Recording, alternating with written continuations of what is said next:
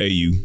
So we got a bona fide payload of new features coming to 3.23, master modes and distribution centers and a new star map, and just a crazy amount of features both announced and unannounced. I think it's the biggest patch since I've been around, but as you know, it's a game in ongoing development. So not everything's going to be fully implemented and ready to rock day one. For example, the new star map won't have every single ship and surface in the entire Solarverse marked up and navigable. With each patch, there will be more added till the entirety of the game and the star map are in parity. It just takes time. That's all there is to it. There's one area of change that's going to affect some of the ships, particularly those used to turn product into profit. Let's talk about it. 3.23 will bring adjustments to the way cargo is handled. Right now, you buy cargo and it magically appears in your cargo hold. Once a new patch drops, you'll head to the hangar, use the kiosk, and have your boxes brought down to your hangar via the freight elevator, which holds 960 SCU at a time. Then you'll manually load it onto your ship with the cargo trolley, tractor beams, and spells of levitation, unless you got something like a Carrack. That's right, the Carrack has the big cargo pods with no functionality yet, and they won't be ready for 3.23. Does that mean you can't haul within 3.23? Technically, no. You can still take 1 or 2 SCU boxes up the ramp, through the P-way, through the holds, and drop them over the sides.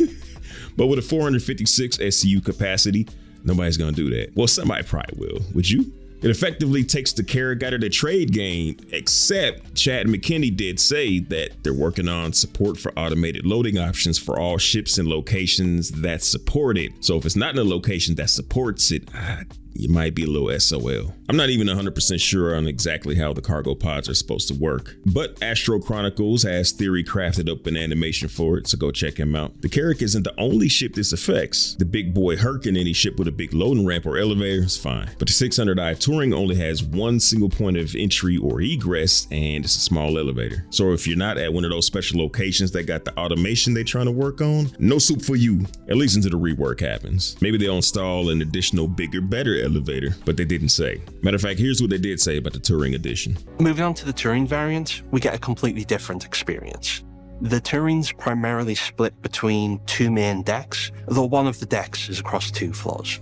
So the upper deck brings you out into the large lobby area. From the lobby area, you can choose to go up the side staircases to the main meeting area / eating room, as well as a bar. And if you go left and right from there, you can get to the private guest suites. Private guest suites are very large and luxurious. They also come with their own skate pods. Does it look familiar? The lower deck is a spa. So the spa has a pool, a sauna, bar, as well as a kitchen for the crew to actually be able to make food for the guests. So whilst we're kind of doing a complete or almost a complete rework of the interior, on the exterior of the ship, we're trying to keep it as true to how it is now as we possibly can. There will be some slight changes. We'll need to move the hangar bay doors a little bit. There'll be some additional kind of cutouts for escape pods, and we need to fit the airlock in properly. So there will be some minor changes, but overall, we're trying to keep it as close to what you see now as a 600 as we can. So we don't know exactly how it'll all work, but suffice to say, they'll figure it out. Caterpillar's good to go, but it's going to be all tractor beam work unless the hover trolley sprouts some thrusters.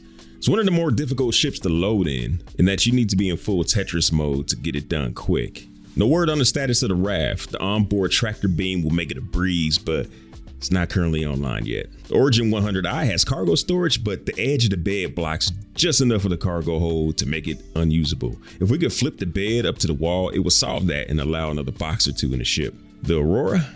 Yeah, the cargo racks ain't in a good place so far. The Mustang Alpha's got a really cool cargo rack system, but it's almost as bad as the Aurora's.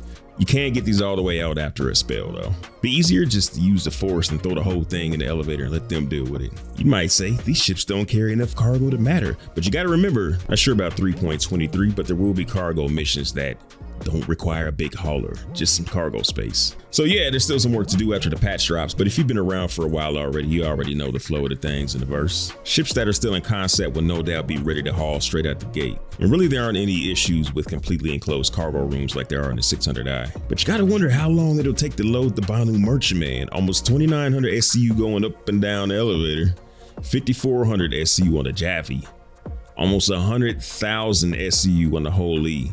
Even with the benefit of automation, it's gonna be a good stretch of time. I'm gonna need those Station and Javelin arcade games to be in play by the time that come out. Maybe 3.23 will give us the answer to what is the Argo cargo for? Maybe for carrying boxes from one end of a capital ship to the other? I don't know. What about the Drake Mule? Carrying one box in the back and another between the forks doesn't really help much, at least for short distances. What'll affect everybody, no matter what ship you're hauling commodities or materials in, is profit per hour. The time to load, offload is going up.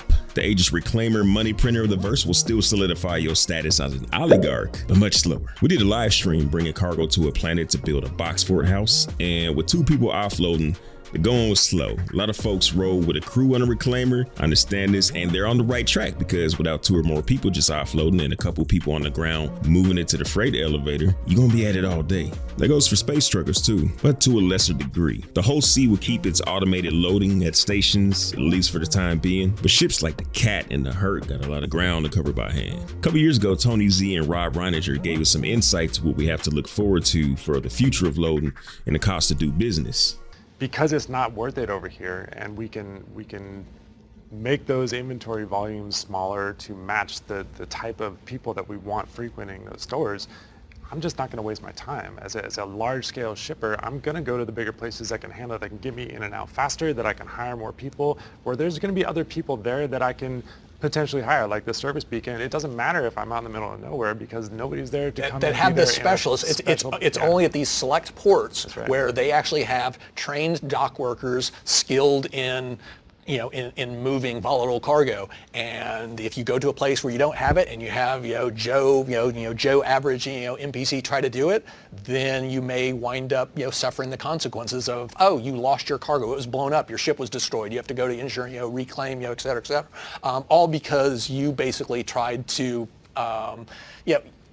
use a facility that was not appropriate for the types of actions you were trying to do. It's just not tailored to it, right? So it's I think it'll be a good change for the game. The key point from my perspective, though, is as much as possible, we don't want to necessarily make it black and white, right? Which is, it's not that you literally, as the owner of a whole sea, you're not able to buy fuel here. It's more that you can buy it there, but it's going to, if you're buying more than 10 or 20 units of it, it's going to be, you're going to basically have to deal with the repercussions of trying to get all of that stuff onto here. And it's going to take a tremendous amount of time, and you're going to wind up having to pay an exorbitant premium, because you're basically going to be depleting them of their entire inventory supply, et cetera. And so it's really just the logistical challenges that you would face trying to exploit non-optimal locations for the unloading or for the loading or unloading of your cargo would simply not be worth it. Well, and I think another good point is that as you push the inventory to its limits, your bid-ask spread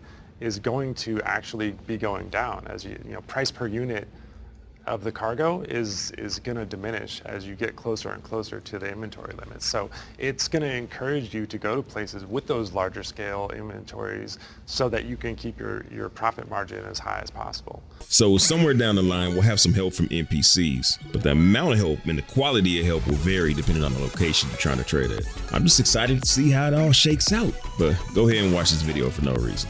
Shout out to the Dig That fam supporting the channel, my executive producers, Patreons, YouTube members, and super chatters, the folks that picked up the beautiful new merch on Stream Elements. Fly dirty, citizens.